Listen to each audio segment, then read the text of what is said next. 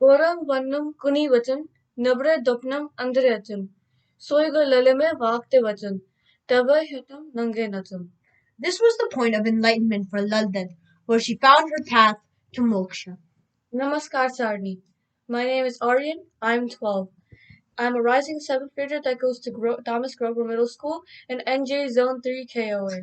And my name is Saish Koul, and I'm also a rising 7th grader who goes to Woodrow Wilson Middle School in Edison NJ, Zone 3 KOA. Today, we will be discussing about Lal-Ded and her lullabies. Lal-Ded was a girl born between 1301 and 1320, and she was a kind woman who led a good life. She was married at the age of 12 to a family, but they continuously mistreated her.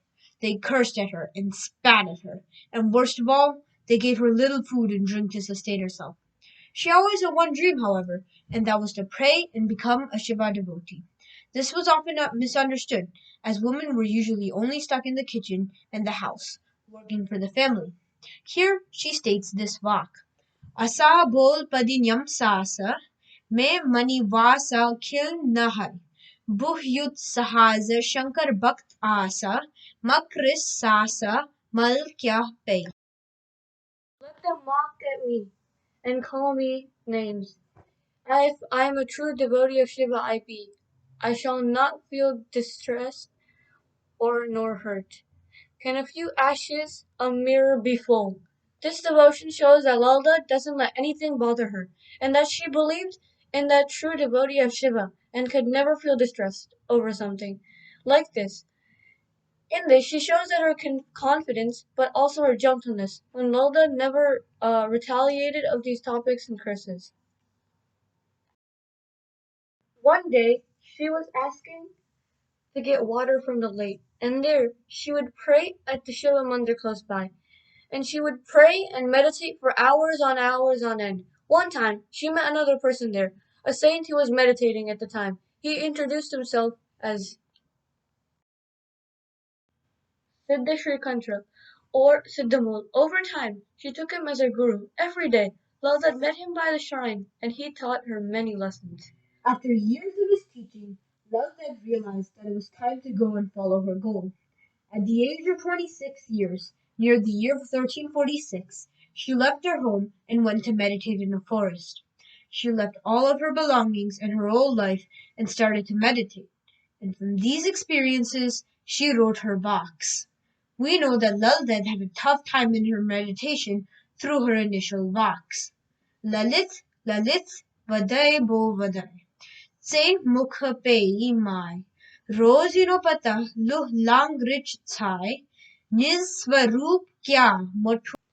I weep and weep for you, O mine, the world's heart caught you in its spell. Though you cling on to them with an anchor of steel, not even the shadow of the things you love will go to you when you are dead.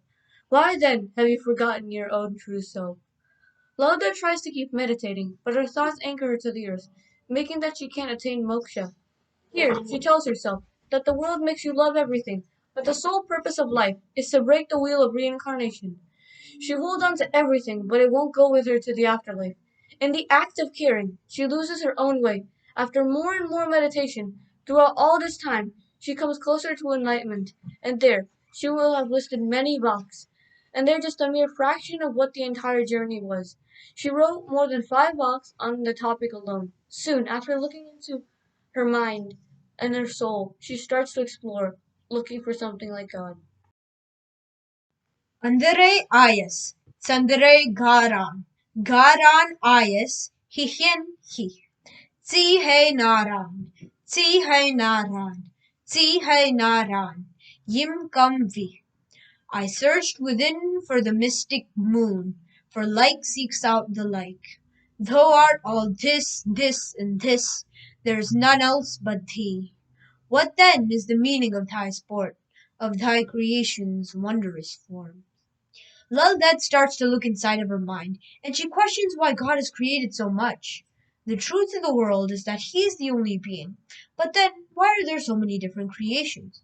Nonetheless, she moves on, looking for something that would be like God inside of her, even though God has no form, no traits. Lal-Ded continues in her journey, learning more each passing day. Soon enough, After many years of hard toil and continuous meditation and searching, Lal-Ded experiences moksha after finding God himself in her mind. Lullaby Suman Bhagabaras, Vachan Shiva Shakti Milit Tava, Tatalai Karmas Amritsaras, Amritsaras, Zindai Maras, Te Mein Kar Kya. Allah entered by the garden gate of my own mind, and there I saw Shiva and Shakti sealed into one, and there itself I emerged in the lake of immortal bliss. Now while alive, I am unchained from the wheel of birth and death. What can the world do unto me?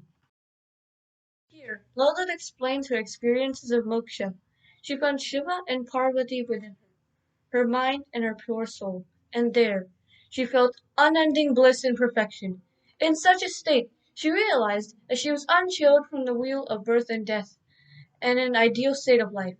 She lived a peaceful and a blissful life after that, after she attained that state, and shared her experiences and learnings through her box. She passed away at the age of 60. In her box, she encapsulated many experiences and different ideals that we need in our lives, and a great source of knowledge for spiritual realization. To end, we will include two very important books. Zanit Pashot Karkalo, Shrutuvuno Zadrupi As. Yuso yi dapitasti vano, Yahoi tatva vidhi chuyo yi abhyas. Though you are wise, be a fool. Though you can see, be as one blind. Though you can be near, be as one dear. Patiently bear with all that you meet, and politely talk to everyone. This practice will surely lead you to the realization and truth. As you communicate with other people and hear their opinion, you will eventually realize the harsh but genuine truth. And to be prepared, you make sure that you do not reveal all of your cards too fast. This is no excuse for being mean, however, and people should all be treated with equal respect. The next vak is one that encapsulates the meaning of effort. Mother Timur Zahar. Yes, you tunuk Justin Bar. Yim yet kare kalte kahar. Sutat sharas vatit pyo. At first is sweet in the end. What is sweet at first is poison in the end. It all depends on the effort you put in, the unflagging and determined will. For whoever strives must soon arrive at the city of his choice. This walk from Lal-Ded to remember throughout your entire life. Anything that starts bitter, like your childhood, full of studies and toil, will always yield good results in the end. Anything that is sweet to begin with, like laziness, intoxicated content, unhealthy foods, eventually lead to results that are bitter to face. All you have to do is put in the energy in things or actions that you are right or not necessarily easy. Strive for it, and then you will reach the goal you want to achieve. From Lal-Ded's mystic life and her treasures of knowledge, shared in terms of her box, our takeaway is that our birth as humans is our chance to attain moksha. We are born as humans to attain moksha and become one with God after we die. And we should continue doing good deeds and building a good karma because that's the only true way to break the wheel of life and death. It's hard, but it's the right choice. Bitter or tough to start, but it will help to achieve the end goal of moksha. Oh no, Logan was a wise woman. Oh no, Logan was a wise woman and a genius poetess. Oh no, Loda was a wise woman and a genius poetess, with an unshattering faith and confidence that made her leave a mark in the world. By learning more about her, there's no doubt she contributed to the Kashmiri language, culture, tradition, and heritage. Her effort is truly commendable. In fact, it's often said Lalla is the Kashmiri what Shakespeare is to English. Her poetry has been widely translated, including English translations and Woman in Praise from Sacred, 43 Centuries of Spiritual Poetry by Women, 1993, Naked Song, Lulla, 1992, a lot more, having lived most of her life as a mystic and inspiring others. Lal-Ded died near 1390, leaving a mark in history that we will never forget. Now we carry on her legacy without tradition, and her wisdom is passed on through us Kashmiris every day. Namaskar.